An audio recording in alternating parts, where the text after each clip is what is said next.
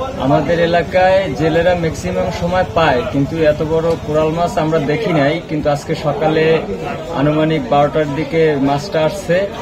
1250 করে আমি আপনার এই ডাকে পাইছি।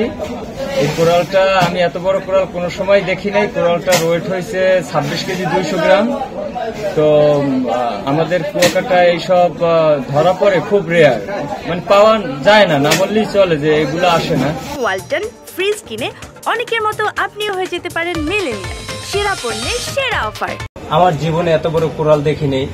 কোরালটার ওয়েট হচ্ছে 26 কেজি 200 গ্রাম, আর কোরালটার দাম হচ্ছে 32,000।